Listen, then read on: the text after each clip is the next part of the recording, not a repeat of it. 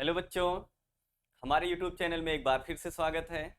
हम पढ़ रहे हैं क्लास 10th केमिस्ट्री का पहला chapter chemical reaction and equation. ठीक है, आज का ये सेकंड लेक्चर है। आज हम पढ़ेंगे बैलेंसिंग के बारे में। किसके बारे में पढ़ना है भाई? बैलेंसिंग। ठीक है, आगे लेक्चर स्टार्ट करने से पहले पिछले लेक्चर का हम एक क्विक रिवीजन कर लेते हैं, क्या क्या हमने अपने लास्ट लेक्चर में पढ़ा था। ठीक है, सबसे पहले हम लोगों ने बात किया था फिजिकल और केमिकल चेंज के बारे में। हमने बताया था जब किसी सब्सटेंस के फिजिकल प्रॉपर्टीज में चेंज आए तो इस प्रकार के चेंज को बोलते हैं क्या? Physical change. जैसे मेल्टिंग ऑफ आइस हो गया, ठीक है, मेल्टिंग ऑफ कैंडल हो गया, ये सब किस में आता है? फिजिकल चेंज में आता है। इसके अलावा हमने बताया था जब किसी सब्सटेंस के केमिकल प्रॉपर्टीज में चेंज आता है तो इस प्रकार के चेंज को बोला जाता है केमिकल चेंज। ठीक है, जैसे डाइजेशन ऑफ फूड हो गया, इसके अलावा रस्टिंग ऑफ आयरन हो गया या कोरोजन हो गया, ठीक है, या रेंसिडिटी वगैरह हो गया, ये सब किस में आता है? केमिकल चेंज में आता है। ठीक है, फिर इसके बाद हमने बताया था केमिकल रिएक्शन क्या होती है, केमिकल इक्वेशन क्या होते हैं। हमने बताया था जब एक या एक से ज्यादा सब्सटेंसेस मिल करके एक या एक से ज्यादा नए सब्सटेंस बनाते हैं तो इस जो प्रोसेस होती है इसे बोलते हैं केमिकल रिएक्शन। ठीक है, और केमिकल रिएक्शन का सिंबल और फॉर्मूले के फॉर्म में जो रिप्रेजेंटेशन होता है वो कहलाता है केमिकल इक्वेशन। क्या कहलाता है भैया? Chemical equation. तो केमिकल इक्वेशन क्या बताया था? केमिकल रिएक्शन का जो रिप्रेजेंटेशन है सिंबल्स और फॉर्मूले के फॉर्म में, वही केमिकल इक्वेशन है। ठीक है, केमिकल इक्वेशन में लेफ्ट हैंड साइड जो भी चीजें लिखते हैं वो रिएक्टेंट होती है, राइट हैंड साइड जो भी चीजें होते हैं, जो सब्सटेंसेस होते हैं, वो प्रोडक्ट कहलाते हैं। तो रिएक्टेंट को आप डिफाइन कैसे करोगे? वो सब्सटेंसेस जिसमें किसी केमिकल रिएक्शन के दौरान चेंज आता है उसे बोला जाता है रिएक्टेंट, और वो सब्सटेंसेस जो किसी केमिकल रिएक्शन के दौरान फॉर्म होते हैं वो कहलाते हैं प्रोडक्ट। ठीक है, इसके अलावा हमने बताया था कि रिएक्शन की जो कंडीशन होती है उसको या तो हम एरो के ऊपर लिखते हैं या तो एरो के नीचे, और एरो की जो डायरेक्शन होती है वो रिएक्टेंट टू प्रोडक्ट की तरफ होती है। इतनी बात समझ में आई? फिर इसके बाद हम लोगों ने कैटलिस्ट डिफाइन किया था। कैटलिस्ट क्या होता है भैया? हमने बताया था वो सब्सटेंसेस जो किसी चलती हुई केमिकल रिएक्शन के रेट को क्या कर दें? चेंज कर दें। हमने बताया था कैटलिस्ट कभी रिएक्शन को स्टार्ट या स्टॉप नहीं करते, इनका काम क्या होता है? रिएक्शन के रेट को क्या कर देना? चेंज कर देना। इतनी बात समझ में आई? फिर हम लोगों ने बात किया था कौन कौन सी ऑब्जर्वेशंस हैं जिसके बेसिस पे हमें ये पता चलता है कोई केमिकल रिएक्शन परफॉर्म हो रही है। ठीक है, क्योंकि केमिकल रिएक्शन तो हमें दिखाई देगा नहीं यार। ठीक है, तो हम कैसे ये बताएंगे कि कोई केमिकल रिएक्शन हो रही है? ठीक है, तो हमने बताया था कुछ ऑब्जर्वेशंस है, जैसे स्टेट में चेंज होना, ठीक है, कलर में चेंज होना, टेम्परेचर में चेंज होना, ठीक है, गैस का इवॉल्व होना, प्रेसिपिटेट का फॉर्म होना। ठीक है, और हमने बताया था प्रेसिपिटेट क्या होता है? इनसॉल्युबल सब्सटेंसेस होते हैं जो किसी केमिकल रिएक्शन के दौरान फॉर्म होते हैं। ठीक है, चलो, तो ये सब हम पढ़ चुके थे अपने लास्ट लेक्चर में। ठीक है, इतना हम लोग का कवर हो चुका था। ठीक है, इसके अलावा हम लोगों ने बर्निंग भी देख लिया था, मैग्नीशियम रिबन की बर्निंग भी देखा था। ठीक है, हमने आपको क्लास में बर्न करके दिखाया भी था। मैग्नीशियम रिबन को हमने दिखाया था कि सबसे पहले हमने मैग्नीशियम का रिबन लिया, उसको क्लीन किया था। क्या किया था हमने भैया? क्लीन किया था। क्लीन क्यों किया था? क्योंकि मैग्नीशियम के ऊपर एक थिन लेयर बनी थी, किसकी? मैग्नीशियम ऑक्साइड की। कैसे बनी थी भैया? जब उसको एटमॉस्फेयर में रखा गया तो एटमॉस्फेयर में प्रेजेंट ऑक्सीजन के साथ रिएक्ट करके मैग्नीशियम अपने सरफेस पे एक थिन लेयर बना लेता है मैग्नीशियम ऑक्साइड की। ठीक है, और उस मैग्नीशियम ऑक्साइड की लेयर को रिमूव करने के लिए पहले उसको हम क्या करते हैं? क्लीन करते हैं। ठीक है, और जब हमने उसको बर्न किया था, अगर आपको याद हो तो वहां पे फ्लेम का कलर कैसा आया था? व्हाइट आया था। फ्लेम कैसा आ रहा था? व्हाइट आ रहा था। चमक के साथ था कि नहीं था? था। ठीक है, इसीलिए बोलते हैं डेजलिंग व्हाइट फ्लेम वहां पे क्या होती है? प्रोड्यूस होती है। और वहां पे जो ऐश बनी थी, हमने आपको दिखाया भी था कि जो वहां पे ऐश बन रही है उसका भी कलर कैसा है? व्हाइट है। और वो ऐश है किसकी? मैग्नीशियम ऑक्साइड की है। इतनी बात समझ में आई? तो ये भी हो गया। वहां से भी क्वेश्चंस आते हैं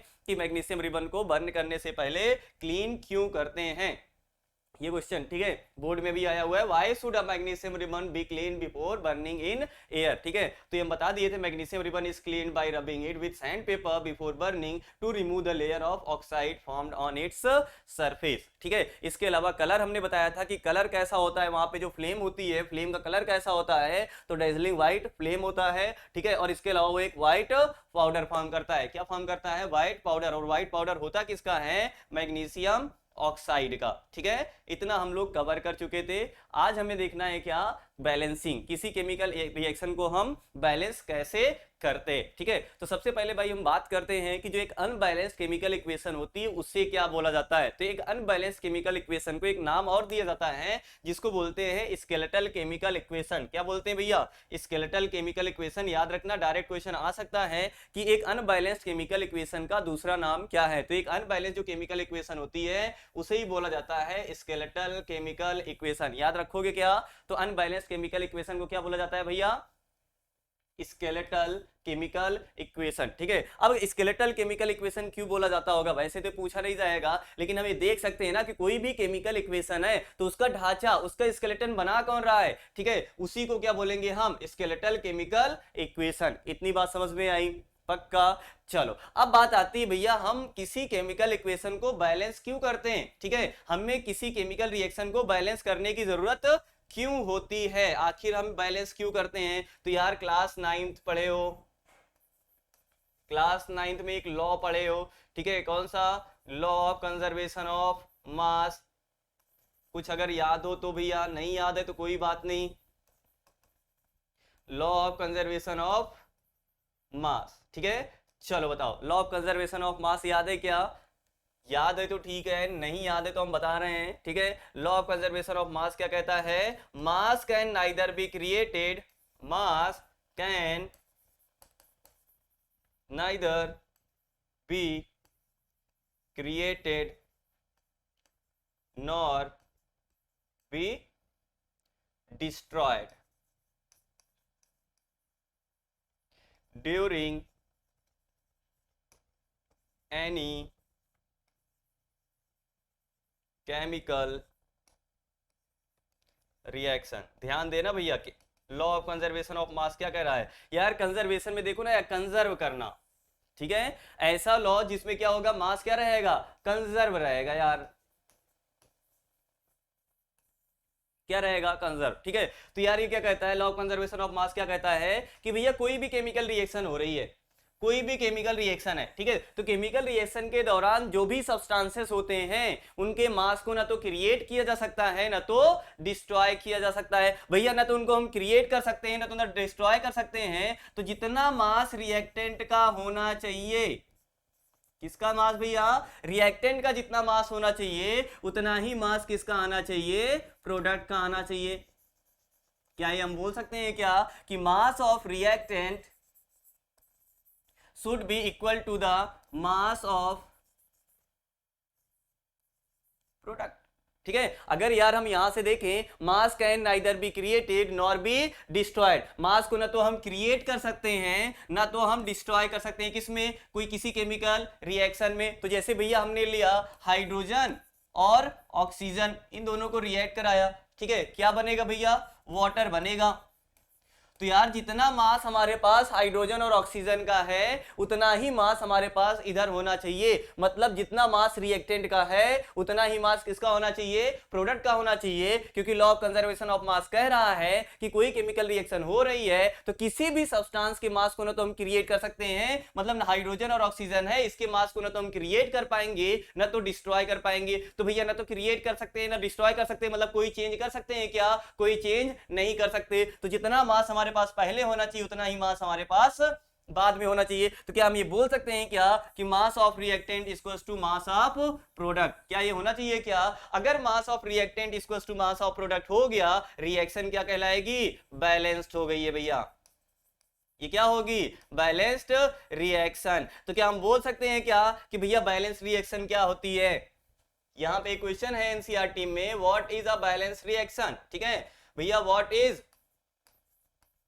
बैलेंस्ड रिएक्शन, ठीक है, बैलेंस मतलब जो बराबर हो, बैलेंस हो यार, बैलेंस किसके बीच में मेंटेन करेंगे, रिएक्टेंट और प्रोडक्ट, एक तरफ हमने रिएक्टेंट रखा एक तरफ हमने प्रोडक्ट रखा, अगर दोनों बराबर हैं तो हम क्या बोलेंगे भैया, क्या हो चुका है, बैलेंस हो चुका है। तो भैया बैलेंस रिएक्शन क्या होती है, ठीक है, तो द रिएक्शन, क्या लिख सकते हो भैया, the reaction in which mass of reactant is equal to the mass of product is known as balanced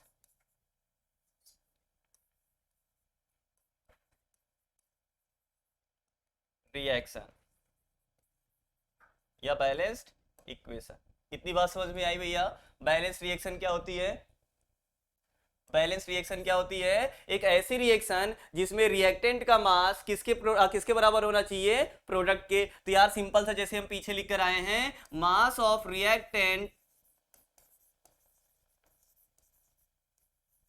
equals to क्या भैया? मास ऑफ प्रोडक्ट। सिंपल सा ऐसे ही याद रखना, एग्जाम में आपको ऐसे लिखना है, ठीक है। लेकिन नॉर्मली कोई पूछ ले बैलेंस रिएक्शन क्या होती है, बैलेंस इक्वेशन क्या होती है, तो mass of reactant equals to mass of product होगा, मतलब रिएक्शन क्या है? बैलेंस्ड है। आई बात समझ में? चलो भैया आ गया। तो इतना समझ में आया लॉ ऑफ कंजर्वेशन ऑफ मास क्या है, ठीक है। लॉ ऑफ कंजर्वेशन ऑफ मास क्या कहता है? मास को ना तो क्रिएट किया जा सकता है ना तो डिस्ट्रॉय किया जा सकता है। कब? किसी केमिकल रिएक्शन के दौरान, क्योंकि नाम में ही है यार भैया, लॉ ऑफ क्या? कंजर्वेशन ऑफ मास, मतलब मास को कंजर्व करने के लिए क्या? लॉ, ठीक है। चलो आओ देखते हैं भैया आगे।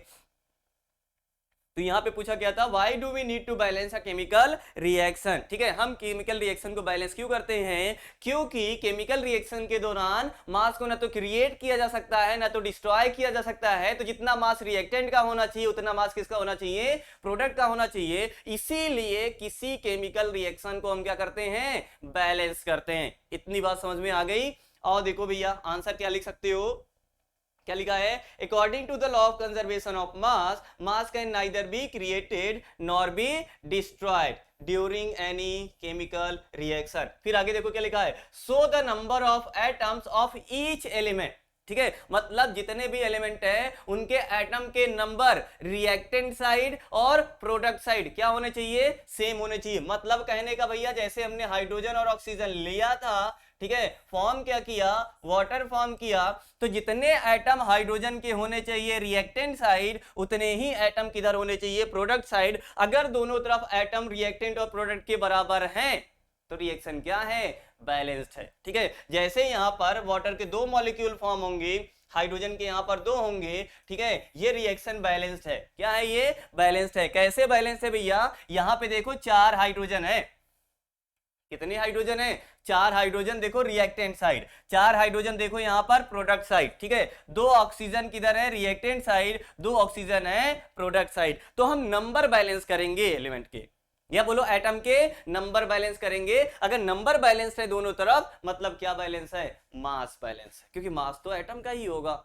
समझ में आया? ठीक है। तो आगे क्या लिखा है? According to law of conservation of mass, mass can neither be created nor be destroyed during any chemical reaction, so number of atoms of each element should remain same before and after, before and after a chemical reaction. मतलब ये before हो गया, ये क्या हो गया? After हो गया। मतलब कोई केमिकल रिएक्शन हो गई, उसके पहले का ये समय है, उसके बाद का ये समय, ठीक है। Hence we need to balance a chemical reaction. इतनी बात समझ में आ गई? पक्का। चलो आओ देखते हैं भैया बैलेंसिंग हम कैसे करते हैं। भैया आखिर हम कैसे बैलेंस करेंगे किसी केमिकल रिएक्शन को? अभी तो हम पूरा यार बताएंगे मेथड के साथ जो एनसीईआरटी में पूरा है, ठीक है। लेकिन एग्जाम में आता है या हम प्रैक्टिस थोड़ी सी कर लेंगे, हम डायरेक्ट बैलेंस करेंगे। मतलब कोई रिएक्शन दी गई है, हम उसको डायरेक्ट बैलेंस करने की कोशिश करेंगे, ठीक है। लेकिन अभी हम थोड़ा सा मेथड बताएंगे कि भैया हम कैसे स्टार्ट फेज पे किसी रिएक्शन को बैलेंस करें। वैसे कोई मेथड आप यूज करो या ना करो, आप डायरेक्ट यहां पर क्या कर सकते हो? बैलेंस कर सकते हो, ठीक है। अब वैसे भी यार हमारे एनसीईआरटी में मेथड कौन सा है बैलेंसिंग का? नाम सुनना यार, बैलेंसिंग का मेथड कौन सा है यार? नाम सुनोगे, देखो क्या लिखा है, हिट एंड ट्रायल मेथड,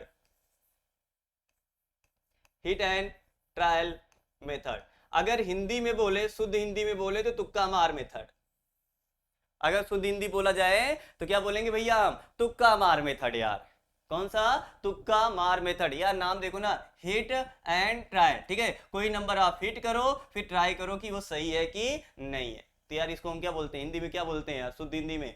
क्या? तुक्का मार मेथड, है ना। और देखो भैया, लेकिन स्टार्ट में कैसे बैलेंस करेंगे?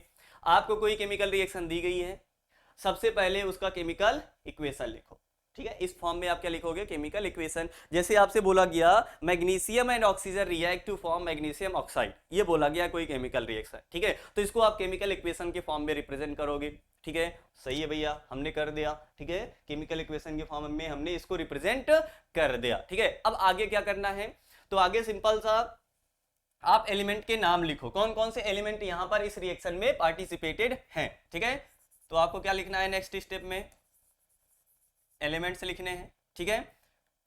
अब एलिमेंट्स के नंबर आपको रिएक्टेंट साइड और प्रोडक्ट साइड भी लिखना है कि रिएक्टेंट में कौन सा एलिमेंट कितने नंबर में है और प्रोडक्ट में कौन सा एलिमेंट कितने नंबर में है। सबसे पहले हमने क्या किया, इक्वेशन लिखा एक, ठीक है। इक्वेशन लिखने के बाद हम क्या करेंगे, नेक्स्ट क्या करेंगे, कौन कौन से एलिमेंट उस रिएक्शन में हैं, उनके नंबर रिएक्टेंट में कितने हैं और प्रोडक्ट में कितने हैं। तो देखना यार कौन कौन से एलिमेंट यहाँ पे हैं। आयरन है क्या, आयरन। हाइड्रोजन है क्या, H लिख दो, ठीक है। ऑक्सीजन है तो क्या लिख दो, O लिख दो, ठीक है। अब रिएक्टेंट साइड इनके नंबर कितने हैं, आयरन कितना है रिएक्टेंट साइड 1 है, प्रोडक्ट साइड आयरन कितना है 3 है, ठीक है। हाइड्रोजन रिएक्टेंट साइड कितना है 2 है, प्रोडक्ट साइड कितना है 2, ठीक है, सही है। ऑक्सीजन चेक करो भैया इधर कितना है, बताना जरा, कितना 1 है ना। प्रोडक्ट साइड चेक करो कितने हैं 4 है क्या, बताओ भाई कितने हैं 4, ठीक है।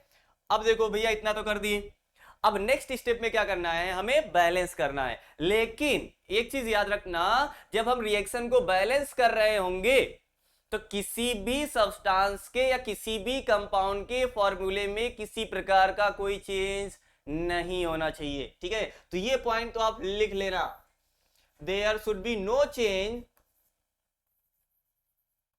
There should be no change in the formula of any substance during balancing। Simple सा यार, किसी भी सब्सटेंस के फॉर्मूले में, किसी भी सब्सटेंस के फॉर्मूला में कोई चेंज नहीं करना है।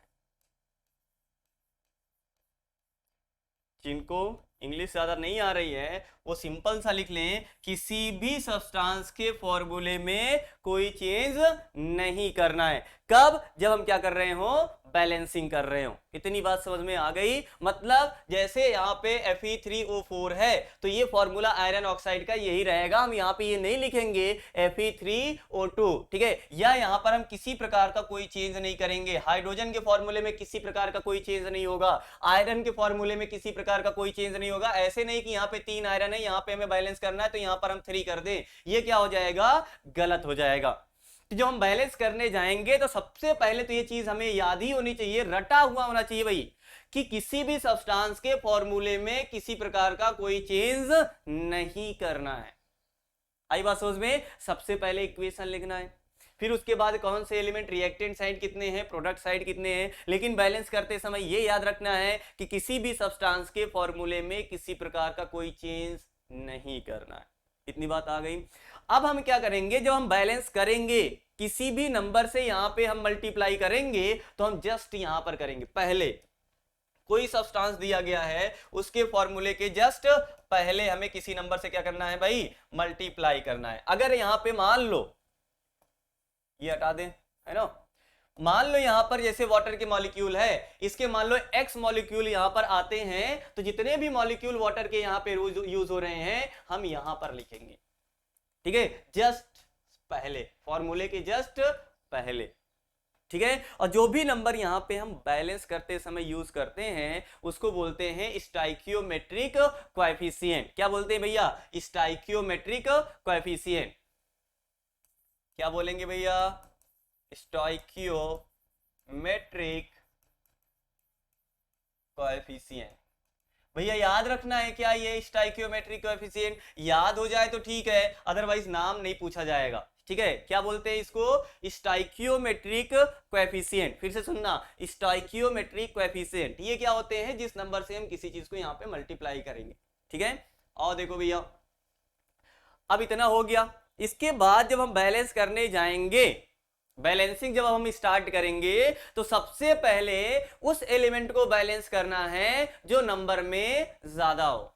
क्या बोला हमने? अब हम बैलेंस जब करने जा रहे हैं, अब हम बैलेंस शुरू करने जा रहे हैं, तो सबसे पहले उस एलिमेंट को बैलेंस करने की कोशिश करेंगे जो नंबर में ज्यादा हो, चाहे वो रिएक्टेंट साइड हो चाहे प्रोडक्ट साइड। और एक चीज और ध्यान देना है कि जब हम किसी एक एलिमेंट को बैलेंस कर रहे हैं तो पूरा फोकस हमारा उसी एलिमेंट पे होना चाहिए, दूसरे एलिमेंट पे नहीं होना चाहिए। जैसे अभी हम यहाँ पे सबसे ज्यादा एलिमेंट में आपको कौन सा दिख रहा है? ऑक्सीजन दिख रहा है, ठीक है। ऑक्सीजन इधर 4 है, इधर कितना है? 1 है। सबसे पहले हम किसको बैलेंस करेंगे? ऑक्सीजन को। क्यों? क्योंकि ये नंबर में क्या है? ज्यादा है। क्या भैया हमेशा हम यही रूल फॉलो करेंगे क्या? यार जरूरी नहीं है, लेकिन जनरल रूल यही होता है, या जनरली हम ऐसे ही करते हैं कि सबसे पहले उसको हम बैलेंस करने की कोशिश करते हैं जो नंबर में ज्यादा है। आई बात समझ में? और जो हम बैलेंस करने जाएंगे तो जिसको हम बैलेंस करने जा रहे हैं हमारा पूरा फोकस उसी पे होना चाहिए, दूसरे एलिमेंट पे नहीं होना चाहिए। चाहे वो बैलेंस हो चाहे अनबैलेंस हो, हमें उससे मतलब नहीं है। पहले हम जिस एलिमेंट को बैलेंस कर रहे हैं पूरा का पूरा फोकस हमारा उसी पर होना चाहिए। इतनी बात समझ में आई? चलो देखो यार, यहाँ पे ऑक्सीजन को बैलेंस करना है। किसको बैलेंस करना है? ऑक्सीजन को बैलेंस करना है। देखो यार, प्रोडक्ट साइड कितना है? 4 है। रिएक्टेंट साइड हमें कितना करना है? 4 करना है। कैसे करेंगे भैया? रिएक्टेंट साइड जाओ आप, जहां पर ऑक्सीजन है वहीं पर 4 से मल्टीप्लाई कर दो। अब देखो यार, रिएक्टेंट साइड ऑक्सीजन कहां पर है? वाटर में ही है। कहां पर है? वाटर में, ठीक है। अब देखो, एक वाटर मॉलिक्यूल में एक ऑक्सीजन है, हमें चाहिए कितना? 4 चाहिए। तो कितने से मल्टीप्लाई कर दे? 4 से कर दे क्या? ठीक है। चलो देखो भैया, तो यहां पर हम कितने से मल्टीप्लाई कर दें? 4 से। अब याद रखना है कि 4 से यहां पे मल्टीप्लाई नहीं कर देना, फॉर्मूला क्या हो जाएगा? चेंज हो जाएगा, पूरा गलत हो जाएगा। समझ में आया? तो 4 से तो यार हमने यहां पे मल्टीप्लाई कर दिया। अब एक चीज देखना है यहां पे, और हाइड्रोजन यहां पर जो है पहले इधर 2 था, इधर कितना था? 2 था। लेकिन जब हमने ऑक्सीजन को बैलेंस किया तो हाइड्रोजन इधर कितना हो गया? 8 हो गया, इधर कितना हो गया? 2 हो गया। और हमने बताया अभी कि जब हम किसी एक एलिमेंट को बैलेंस कर रहे होंगे तो पूरा फोकस हमारा उसी पे होना चाहिए, किसी दूसरे एलिमेंट से हमें मतलब नहीं होना चाहिए, चाहे वो बैलेंस हो चाहे अनबैलेंस हो। इतनी बात समझ में आई? मतलब हाइड्रोजन यहाँ पे 8 हो रहा है, उससे मतलब नहीं रखना है यार। नहीं, कुछ बच्चे बोलते हैं, जब हम ऑफलाइन में पढ़ाते हैं तो कुछ बच्चे बोलते हैं भैया हाइड्रोजन तो यार पहले बैलेंस था, अब उसको आपने डिस्टर्ब कर दिया। तो हमें उससे मतलब नहीं है, उसको हम फिर से क्या कर लेंगे? बैलेंस कर लेंगे। जब हम बैलेंस करने गए हैं तो पूरा फोकस जिसको हम बैलेंस करने गए हैं उस पे होना चाहिए, किसी दूसरे पे एलिमेंट पे होना चाहिए क्या? नहीं होना चाहिए। और देखो, अब यहां पर जो हमने ऑक्सीजन को बैलेंस कर लिया, फिर से लिखो जो चेंज हो गया, फिर से लिखो कि एलिमेंट साइड मतलब जो एलिमेंट्स हैं रिएक्टेंट में नंबर कितने हैं, प्रोडक्ट में नंबर कितने हैं। चलो भैया फिर से लिखते हैं। ऑक्सीजन हमारा इधर ही चेंज किए, प्रोडक्ट में तो कोई चेंज नहीं किए, रिएक्टेंट में चेंज किए। फिर से लिख देते हैं, ऑक्सीजन अब हमारा हो गया कितना? 4 हो गया, ठीक है। हाइड्रोजन अब कितना हो गया? 8 हो गया। कितना हो गया? 8 हो गया, ठीक है। प्रोडक्ट में कितना है? 2 है। कितना करना है? 8 करना है। अब देखो, प्रोडक्ट साइड हमें 8 हाइड्रोजन करना है, ठीक है। आ जाओ भैया यहाँ पे, क्योंकि हाइड्रोजन तो यहीं पर है। हमें कितना हाइड्रोजन करना है? 8 करना है। बताओ जरा किस नंबर से मल्टीप्लाई करते हैं हम हाइड्रोजन को? क्या 4 से कर दें क्या? क्योंकि एक हाइड्रोजन मॉलिक्यूल में तो 2 हाइड्रोजन के एटम्स है। हमें कितने एटम्स चाहिए? 8 चाहिए। तो कितने से मल्टीप्लाई कर दें? 4 से कर दें, चलेगा? 4 से मल्टीप्लाई कर दिए। अब क्यों भैया 4 से किए? क्योंकि ये H2 जो है, H सिंगल बॉन्ड H है ऐसे, ठीक है। तो यार एक हाइड्रोजन में, एक हाइड्रोजन मॉलिक्यूल में 2 एटम है, और ऐसे ही हम कितने चाहिए? हमें 4 चाहिए। तो कितने हो जाएंगे? हमें 8 हो जाएंगे। आई बात समझ में? हो सकता है कुछ बच्चों को ऐसे ना समझ में आए है ना कि भैया कैसे हम 4 से मल्टीप्लाई किए। तो एक मॉलिक्यूल में 4 हैं, तो 4 में कितने हो जाएंगे? 8 हो जाएंगे। चलो भैया हाइड्रोजन को बैलेंस कर लिया, लिख दो भैया। हाइड्रोजन कितना हो गया? 8 हो गया। अब आयरन देखो, आयरन अकेले बचा हमारा। हाइड्रोजन बैलेंस हो गया, ऑक्सीजन बैलेंस हो गया। अब क्या बचा है? यहां पर केवल आयरन बचा है। आयरन प्रोडक्ट में कितना है? 3 है। रिएक्टेंट में कितना है? 1 है। कितना करना है? 3 करना है। और आयरन केवल एक ही जगह है, कितने से मल्टीप्लाई कर दो भैया? 3 से कर दो भैया। अब देखो क्या बैलेंस हो गया? क्या इसको कट करके लिख दो, क्या बैलेंस हो गया? क्या बैलेंस हो गया भैया? आयरन 3 इधर, 3 इधर, हाइड्रोजन 8 इधर, हाइड्रोजन 8 इधर, ऑक्सीजन 4 इधर, 4 इधर। हिंस रिएक्शन क्या हो गई? बैलेंस्ड हो गई। इतना समझ में आया? चलो फिर से देखना, बहुत सिंपल है, इतना भी लेंदी हो गया। वैसे जब आएगा हम प्रैक्टिस कर लेंगे जब ना, तुरंत हो जाएगा वहां पे। 10 सेकंड, 15 सेकंड, 20 सेकंड से ज़्यादा बैलेंसिंग में नहीं लगता है यार, ठीक है। जब आप प्रैक्टिस कर लोगे, इतनी प्रैक्टिस कर लो कि लास्ट तक हमें दोबारा पढ़ना ही ना पड़े। चैप्टर बहुत आसान है, ठीक है। और बैलेंसिंग आएगा ही आएगा, लिख कर ले लो, बैलेंसिंग आता ही आता है, ठीक है। चाहे एक ही नंबर का क्यों ना आए, लेकिन बैलेंसिंग आएगा, ठीक है। तो देखो यार, सबसे पहले हमें क्या करना है, केमिकल इक्वेशन लिखना है। जो रिएक्शन दी गई उसका इक्वेशन लिख लेना है, ठीक है। फिर रिएक्टेंट में उसके नंबर कितने हैं, ठीक है। रिएक्टेंट साइड उसके नंबर कितने हैं, प्रोडक्ट साइड उसके नंबर कितने हैं, ये लिख लेना है, ठीक है। फिर सब हम बैलेंसिंग करने जाएंगे तो सबसे पहले उस एलिमेंट को बैलेंस करना है जिसमें जो नंबर में ज्यादा हो। क्या भैया हमेशा रूल यही फॉलो होगा क्या? जरूरी नहीं है, लेकिन जनरली क्या करते हैं, हम उस एलिमेंट को बैलेंस करने की कोशिश करते हैं जो नंबर में ज्यादा हो, ठीक है। वैसे तो हम किसी को बैलेंस कर सकते हैं, लेकिन जब इसको ऐसे करते जाएंगे थोड़ा सा बैलेंसिंग हमारे लिए क्या हो जाएगी, आसान हो जाएगी, ठीक है। और फिर ऐसे धीरे धीरे करते हुए हम हर एक एलिमेंट को क्या करेंगे, बैलेंस करेंगे। लेकिन कुछ चीजें वहां पे और याद रखनी है हमें, कि जो सब्सटेंसेस दिए गए हैं उसके फॉर्मूले में किसी प्रकार का कोई चेंज नहीं होना चाहिए, ठीक है, पहली चीज, ठीक है। इसके अलावा दूसरी चीज, जब हम बैलेंस करने जाते हैं तो जिसको हम बैलेंस कर रहे हैं हमारा पूरा फोकस उसी पे होना चाहिए, दूसरे एलिमेंट से हमें उस समय मतलब नहीं होना चाहिए। जैसे यहाँ पे हम ऑक्सीजन को बैलेंस करने गए थे तो हमें हाइड्रोजन को नहीं देखना है, क्योंकि हाइड्रोजन तो पहले जैसे बैलेंस था, 2 उधर 2 इधर। भैया हम ऑक्सीजन को बैलेंस कर रहे हैं, ऑक्सीजन हमारा क्या हो जाएगा, बैलेंस तो हो जाएगा, लेकिन हाइड्रोजन डिस्टर्ब हो गया, उससे मतलब नहीं है। वो हम दूसरे में फिर से क्या कर लेंगे, बैलेंस कर लेंगे। इतनी बात समझ में आई? पक्का। चलो और कुछ बैलेंसिंग के क्वेश्चंस करते हैं, ठीक है। पहले हम सिंपल से स्टार्ट करते हैं, सिंपल क्वेश्चंस लेते हैं, ठीक है। हम डायरेक्ट करेंगे यार, क्या करेंगे, डायरेक्ट करेंगे। नहीं आता है पीछे जाकर के देख लेना, ठीक है। स्टार्ट में जब आप भी करना, ठीक है, कुछ क्वेश्चंस करना, एनसीईआरटी में दिए गए हैं क्वेश्चंस, हर एक क्वेश्चंस ट्राई करना। नहीं आएगा तो हम बताएंगे, कमेंट करके बताना, हम आपको बताएंगे, ठीक है। वैसे भी यार एनसीईआरटी के सारे क्वेश्चंस लगवाएंगे, चिंता नहीं करो, ठीक है। और देखो स्टार्ट करेंगे हम सिंपल क्वेश्चन से, जैसे हाइड्रोजन ले लिया हमने और ऑक्सीजन ले लिया। हाइड्रोजन और ऑक्सीजन मिलकर के क्या फॉर्म करते हैं भैया, वाटर फॉर्म करते हैं, ठीक है। क्या फॉर्म करेंगे, वाटर फॉर्म करेंगे। और देखो डायरेक्ट कैसे करेंगे, हाइड्रोजन, हाइड्रोजन इधर कितना है 2, इधर भी कितना 2, चलो ठीक है कोई बात नहीं।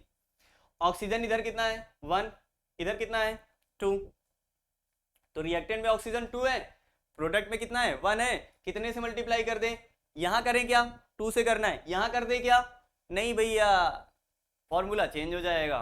क्या चेंज हो जाएगा, फॉर्मूला। और आपने बताया है कि जब हम बैलेंस करेंगे तो फॉर्मूले में किसी प्रकार का कोई चेंज नहीं होना चाहिए, तो भैया ये गलत है।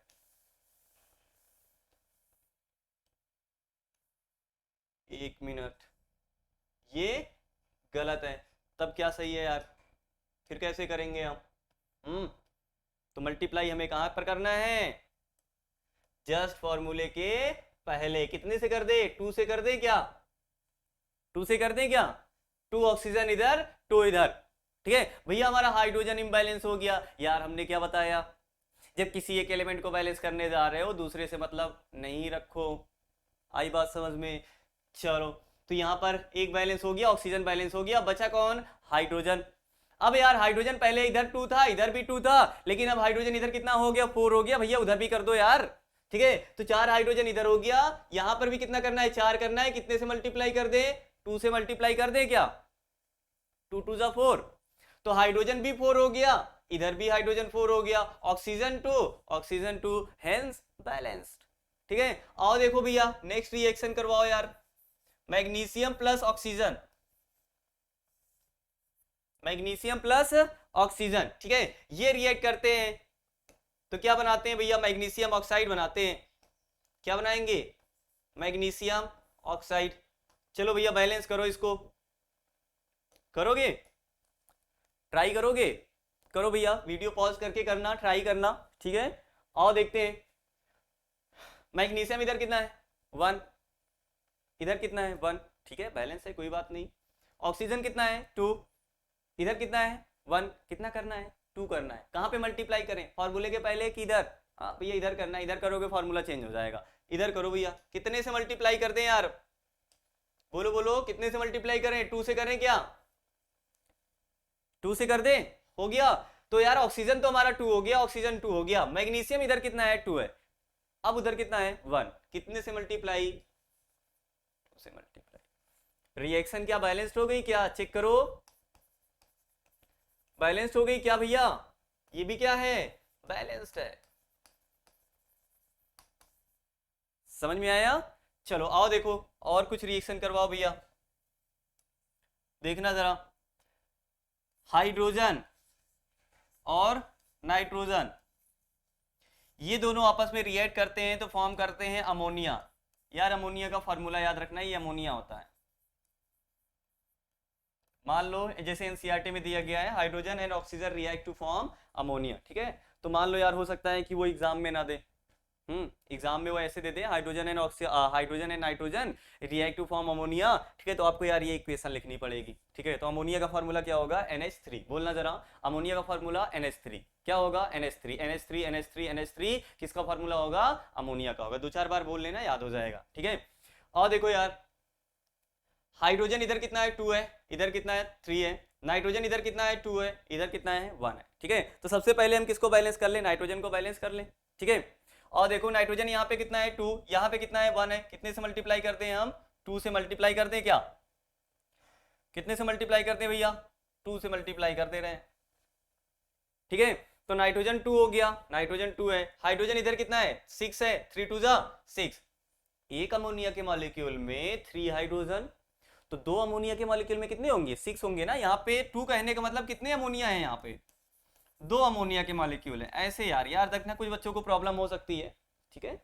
आ जाए तो बहुत बढ़िया है, नहीं आए तो कोई बात नहीं यार, ध्यान देना। यहाँ पे 2 लिखा है मतलब कितने अमोनिया मानेंगे, 2 अमोनिया मान के चलेंगे, ठीक है। जैसे 2 अमोनिया है तो एक अमोनिया में कितने हाइड्रोजन के मॉलिक्यूल हैं, 3 मॉलिक्यूल हैं क्या, एक अमोनिया में 3 हाइड्रोजन, तो 2 अमोनिया में कितने हो गए 6 हो गए क्या, ठीक है। तो यार 6 हाइड्रोजन इधर, इधर कितने 2 है, कितना करना है 6 करना है, कितने से मल्टीप्लाई करते हैं यार 3 से कर दे क्या, चेक करो जरा, 3 से कर दे क्या, 6 हो गया, 3 2 जा 6, हाइड्रोजन 6 उधर 6 इधर, नाइट्रोजन 2 उधर, नाइट्रोजन 2 इधर।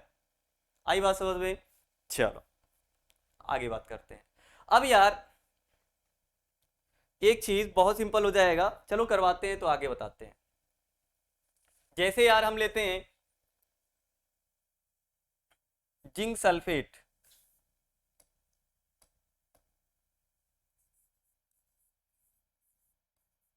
इसकी रिएक्शन कराते हैं हम एल्यूमिनियम से, किससे करा दिए, एल्यूमिनियम से। आगे पढ़ेंगे यहाँ पे डिस्प्लेसमेंट रिएक्शन होती है, ठीक है। जो एल्यूमिनियम होगा वो जिंक को डिस्प्लेस कर देगा, उसकी जगह से बनेगा Al2SO4 द होल थ्राइस, बाहर चला जाएगा, ठीक है। देखना अगर जिंक सल्फेट एल्यूमिनियम के साथ रिएक्ट करता है तो एल्यूमिनियम सल्फेट बनेगा और बाहर क्या चला जाएगा, जिंक चला जाएगा। एल्यूमिनियम सल्फेट का फॉर्मूला होगा Al2SO4 द होल थ्राइस। समझ में आया। अब यार एक चीज ध्यान देना है, यहां पर हम वैसे बैलेंस नहीं करेंगे कि कौन से एलिमेंट के नंबर काउंट करें, ठीक है। अब एक चीज देखना, अगर कोई रिएक्शन आपको ऐसी दी गई है जिसमें पॉली एटॉमिक आयन यूज हुए, भैया पॉली एटॉमिक आयन नहीं आता, बता रहे हैं, वो भी बता रहे हैं, क्लास 9 में पढ़ा था पॉली एटॉमिक आयन, आता है तो अच्छी बात है, नहीं आता कोई नहीं, वो भी बता रहे हैं, ठीक है। अगर किसी रिएक्शन में पॉली एटॉमिक आयन दिया है और रिएक्टेंट साइड और product side as it is मिले आपको, मतलब जैसे वो रिएक्टेंट साइड है सेम उसी तरह मिले किसके साइड, प्रोडक्ट साइड, तो हम पॉली एटॉमिक आयन को डायरेक्ट बैलेंस करेंगे, उसको तोड़ के बैलेंस नहीं करेंगे, मतलब अलग अलग एलिमेंट बैलेंस नहीं करेंगे। अभी भैया समझ में नहीं आ रहा है क्या कहने की कोशिश करो, जब बैलेंस करेंगे तो आएगा, पहले सुन लो, ठीक है। अगर किसी रिएक्शन में पॉली एटॉमिक आयन दिया गया है तो हम पॉली एटॉमिक आयन को हम एज इट इज बैलेंस करेंगे अगर रिएक्टेंट साइड और प्रोडक्ट साइड वो दिया गया है सेम। अब भैया पॉली एटॉमिक आयन क्या होता है पहले बता दो, तो वही नहीं आता है मुझे, देखो जरा पॉली एटॉमिक आयन क्या होते हैं, पॉली एटॉमिक, ठीक है, the ion which contain two or more atoms, ठीक है, मतलब ऐसे आयन जिसमें दो या दो से ज्यादा एटम होते हैं उसे बोला जाता है पॉलीएटॉमिक आयन। भैया अभी भी नहीं आया, एग्जांपल देखो, जैसे देखो यार OH माइनस, ये एक आयन है, हाइड्रोक्साइड आयन है। कौन सा आयन है भैया? हाइड्रोक्साइड।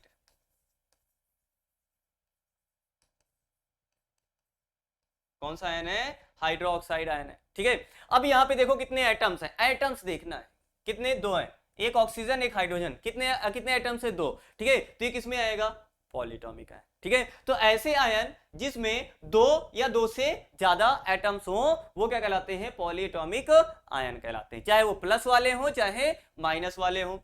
इसी प्रकार जैसे SO4 2 माइनस, SO4 2 माइनस, ये भी क्या है? पॉलीएटॉमिक आयन है। कौन सा आयन है भैया? नाम बताओगे क्या? याद हो तो बता दो जरा।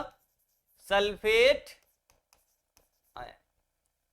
अगर कोई चीज आती है वीडियो देखते समय ही बोलना है, आपको प्रोनाउंस करना है, ठीक है, बेटर होगा आपका। ठीक है, देखो जरा, इसके अलावा देखना जरा, CO3 2 माइनस, पता है क्या कौन सा आयन है? पता है तो बोलो जरा, कौन सा आयन है? बोलो जरा भैया। कार्बोनेट आयन है क्या ये? बताओ। Carbonate ion. ठीक है, ये सब किसमें आ जाएंगे? पॉलीएटॉमिक। ठीक है, और भी कुछ देख लो, जैसे NO3 2 minus, NO2 minus, SO3 2 minus, HCO3 minus. ठीक है, ये सारे किसमें आएंगे? Polyatomic ion. ठीक है, यहां नाम ही बता रहा है, पॉली का मतलब मैनी, एटॉमिक मतलब एटम, मतलब ऐसे आयन जिसमें कई सारे क्या हो? एटम। कई सारे मतलब मिनिमम कितने होने चाहिए? दो। ठीक है, या दो से ज्यादा हो। ठीक है, आई बात समझ में?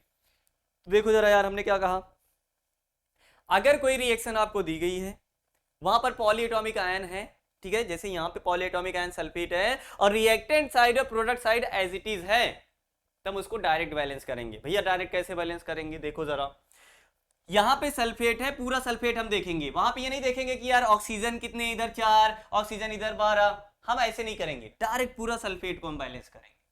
सल्फेट इधर कितना है? एक है। सल्फेट कितने इधर? 1। इधर सल्फेट के नंबर कितने? 3 हैं। ब्रैकेट के बाहर देखो कितना लिखा है? 3 लिखा है ना। ब्रैकेट के बाहर कितना लिखा है? 3। 3 बता रहा है कि सल्फेट कितने टाइम्स है? यहाँ पे 3 टाइम्स है। तो सल्फेट यहाँ पे 3 टाइम्स है, यहाँ पे कितने टाइम है? 1 टाइम। कितना करना है? 3 करना है। सल्फेट कितने करने? 3 करने। भैया कितने से मल्टीप्लाई कर दो? 3 से कर दो, सल्फेट 3 हो जाएगा।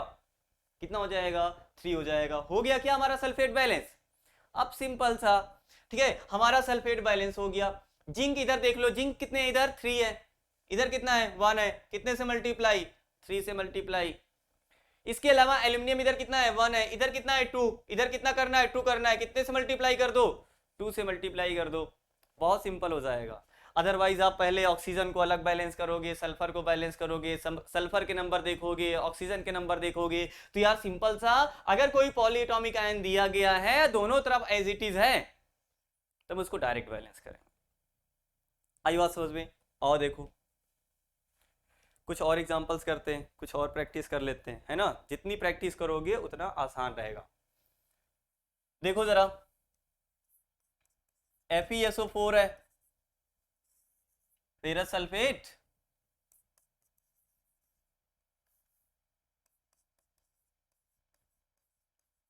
फेरस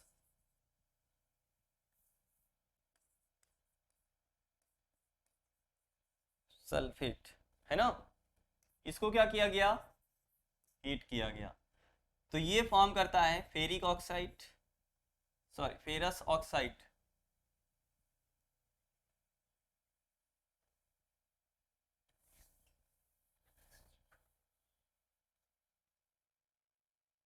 सही, Fe2O3,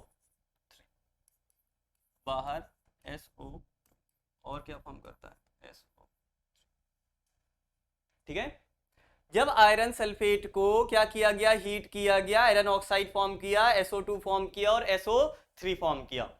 अब यार भैया यहां पर भी तो पॉलीएटॉमिक आयन है, यहां पर भी क्या है? Polyatomic ion. ठीक है, तो यार एक चीज, क्या हम डायरेक्ट बैलेंस करेंगे इसको? नहीं यार, यहां पर पॉलीएटॉमिक आयन इस साइड तो है लेकिन इस साइड नहीं है। हमने बताया था पॉलीटॉमिक आयन जब दोनों साइड बराबर हो, मतलब दोनों साइड एज इट इज हो, उनमें कोई चेंज ना हो, तब डायरेक्ट बैलेंस करेंगे। अदरवाइज यहाँ पे डायरेक्ट कहाँ से बैलेंस करोगे, कैसे करोगे, ठीक है। और देखो यार, आयरन इधर कितना है, 1 है, इधर कितना है, 2 है, कितने से मल्टीप्लाई कर दो भैया, उधर 2 से मल्टीप्लाई कर दो,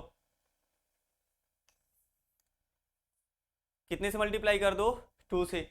आयरन इधर 1 था, इधर कितना था, 2 था, हमने 2 से मल्टीप्लाई कर दिया, आयरन कितना हो गया, 2 हो गया। और देखो सल्फर इधर कितना है, 2 है, सल्फर इधर कितना है, 1 2, ठीक है, बैलेंस्ड है सल्फर, ठीक है। इसके अलावा ऑक्सीजन इधर कितना है, 4 2 जा 8, यहाँ पे काउंट करो भैया, 3 प्लस 2 प्लस 3 कितना है, 8। रिएक्शन क्या है ये, बैलेंस्ड।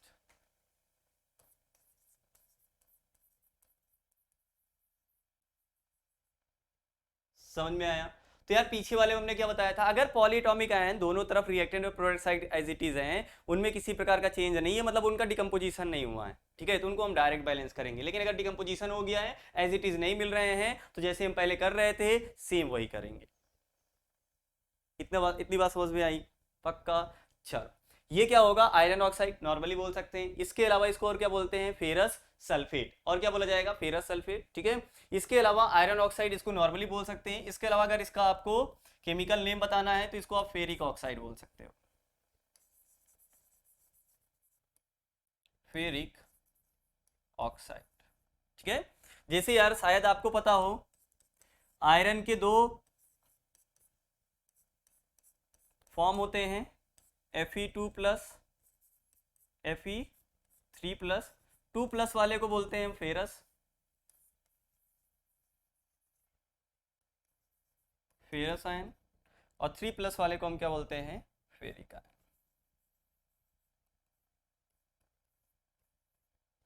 ठीक है। तो यहाँ पे अगर आप देखोगे तो कौन सा है, 3 प्लस का आयरन है तो फेरिक ऑक्साइड, यहाँ पे देखोगे 2 प्लस का है कौन सा, फेरस सल्फेट। इतनी बात समझ में आई, नाम करना है। तो फेरस आयन है ना, सल्फेट ये है, ये फेरस है तो फेरस सल्फेट, ये 3 प्लस वाला है तो 3 प्लस वाले को क्या बोलते हैं, फेरिक बोलते हैं, ठीक है। ये ऑक्साइड है, ये फेरिक है तो फेरिक ऑक्साइड, ठीक है, नाम अगर करना है तो आपको, ठीक है। और देखो कुछ और बैलेंस करते हैं, कुछ और रिएक्शन देखना जरा, और कौन सी ले लें भैया, कुछ अलग लेते हैं पहले। लेड नाइट्रेट, ये बढ़िया reaction, PbNO3 the whole twice, इसको क्या किया गया, हीट किया गया। जब इसको हीट करते हैं तो फॉर्म करता है लेड ऑक्साइड, बाहर नाइट्रोजन डाइऑक्साइड गैस आती है और ऑक्सीजन, ठीक है।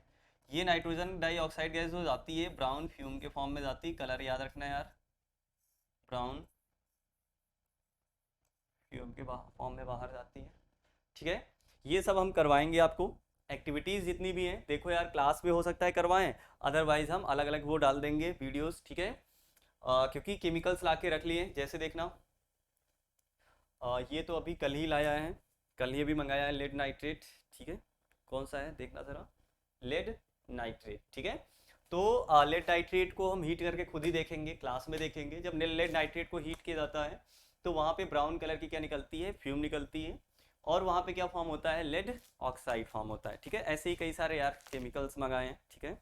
एक्टिविटीज़ हम करवाएंगे, क्लास में एक्टिविटीज़ करवाएंगे, ठीक है, चिंता नहीं करो, ताकि हमें कलर याद रहे। वैसे तो स्कूल वालों का ये काम है, ठीक है, स्कूल वालों की एक्टिविटीज़ करानी चाहिए, लेकिन यार पता है स्कूल वाले करवाते नहीं हैं, कुछ ही स्कूल वाले हैं जो अच्छे स्कूल वाले हैं भाई, वही लोग करवाते हैं, बाकी नॉर्मल जितने भी हैं, ठीक है, ये सारे एक्टिविटीज़ नहीं करवाते, ठीक है। तो जो ऑफलाइन में बच्चे हैं वो तो ऑफलाइन में करेंगे ही करेंगे अपने यहाँ, है ना।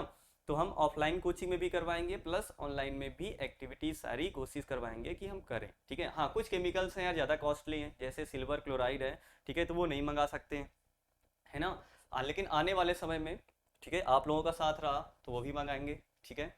और करते हैं ये। तो लेड नाइट्रेट है भैया, बैलेंस करना है, चलो ट्राई करो ज़रा आप, देखो ज़रा यहाँ पे लेड कितना है, 1 है, इधर कितना है लेड, 1, ठीक है, चलो ठीक, कोई बात नहीं। नाइट्रोजन इधर कितना है, 2 है, इधर कितना है, 1 है, ठीक है। ऑक्सीजन इधर कितना है, 3 2 जा 6, उधर कितना है, 5 है, ठीक है। अब यार एक चीज याद रखो, ऑक्सीजन यहाँ पे कितना 5, यहाँ पे कितना है, सॉरी उधर कितना है 6 है, इधर कितना है 5। अब यार एक चीज ध्यान देना, अगर यहां पर हम किसी नंबर से मल्टीप्लाई करते हैं, ठीक है, मतलब एक यहां पे अगर लेड नाइट्रेट का एक मॉलिक्यूल है तो यहां पे 6 ऑक्सीजन है, अगर यहां पर इसके 2 मॉलिक्यूल ले लेंगे ये 12 हो जाएगा, अगर हम 3 ले लेंगे 18 हो जाएगा। तो यार एक चीज देख रहे हो, यहां पे अगर हम किसी नंबर से मल्टीप्लाई करते हैं तो ये 2 के फॉर्म में आगे बढ़ रहा है। किसके फॉर्म में मल्टीपल में जा रहा है, ये 2 के मल्टीपल में जा रहा है, 6 12 या 18। तो यार आपको ध्यान देना है, अगर रिएक्टेंट साइड और प्रोडक्ट साइड कोई भी एलिमेंट 2 के मल्टीपल के फॉर्म में नहीं दिया है तो कोशिश करेंगे कि उसको हम 2 के मल्टीपल के फॉर्म में ला लें। जैसे यार इधर 5 ऑक्सीजन है, ठीक है, अगर इधर किसी तरीके हम 6 कर दें या 8 कर दें या 10 कर दें या 2 के मल्टीपल में ला लें तो हमें रिएक्शन बैलेंस करना क्या हो जाएगा, आसान हो जाएगा। ठीक है, तो अगर कहीं कहीं पर कोई रिएक्शन दी गई है, चाहे वो रिएक्टेंट साइड प्रोडक्ट साइड, अगर कोई भी एलिमेंट 2 के मल्टीपल में नहीं है तो हम कोशिश करेंगे उसको 2 के मल्टीपल में पहले हम ला लें, लेकिन सभी में नहीं करना है। ठीक है, और देखो तो यार ऑक्सीजन यहाँ पे 5 है, इधर कितना है 6 है, 6 करना है। ठीक है, तो क्यों ना यहाँ पे हम पहले कितने से मल्टीप्लाई कर दें, 2 से कर दें। कितने से कर दें हम, 2 से कर दें। ऑक्सीजन कितना हो गया हमारा, 6 इधर हो गया 6 उधर हो गया। लेकिन भैया लेड यहाँ पे पहले बैलेंस था, अब अनबैलेंस हो गया। हमने बताया था जब किसी एक को बैलेंस करने जाओगे दूसरे से मतलब नहीं होना चाहिए। ठीक है, और देखो लेड भैया यहाँ पे 2 है, इधर 1 है, 2 से मल्टीप्लाई कर दो ना यार, क्या दिक्कत है भैया। फिर से गलती, लेड तो 2 हो गया, अब ऑक्सीजन भी तो डिस्टर्ब हो गया। आप ऑक्सीजन को बैलेंस करके अभी तो जस्ट गए हो यार। फिर हमने क्या बोला, जिस एलिमेंट को बैलेंस कर रहे हो उससे मतलब रखो, दूसरे से मतलब नहीं रखो। कोई बात नहीं, हम फिर से ऑक्सीजन को बैलेंस करेंगे। ठीक है, और देखो लेड इधर यहाँ पे कितना है 2 है, अब ऑक्सीजन इधर कितना हो गया 12 हो गया। चेक करो ना, एक मॉलिक्यूल में 6 ऑक्सीजन, तो 2 मॉलिक्यूल में कितने हो जाएंगे, 12 हो जाएंगे क्या। एक लेड नाइट्रेट है PbNO3 द होल ट्वाइस, इसमें कितने ऑक्सीजन है 6 है ना, और इसी के जैसे कितने मॉलिक्यूल ले लिए, 2 ले लिए। तो यहां पर भी तुम 2 से मल्टीप्लाई करोगे, कितने हो गए 12 हो गए 12 हो गए, है ना। तो यहां पर ऑक्सीजन कितने हो गए 12 हो गए। ठीक है, नाइट्रोजन कितने हो गए भैया 4 हो गए। अब किसको बैलेंस करें, नाइट्रोजन या ऑक्सीजन, पहले अब यहां पर आप नाइट्रोजन को बैलेंस करने जाओगे। भैया आपने तो कहा था जो नंबर में ज्यादा हो उसको बैलेंस करेंगे, सभी जगह नहीं करेंगे। हमने बताया था जनरली वैसा करते हैं। ठीक है, अब यहां पे नाइट्रोजन को क्यों बैलेंस करेंगे, क्योंकि यार नाइट्रोजन के साथ ऑक्सीजन भी है, नाइट्रोजन के साथ ऑक्सीजन भी है। तो पहले हम नाइट्रोजन को बैलेंस कर लें, अगर कुछ एलिमेंट बचेगा ऑक्सीजन का वहां पे तो कुछ बैलेंस हो जाएगा, अगर कुछ बचता है तो हमारे पास लास्ट में ऑक्सीजन अकेले में भी तो है, हम उसको अलग से बैलेंस कर लेंगे।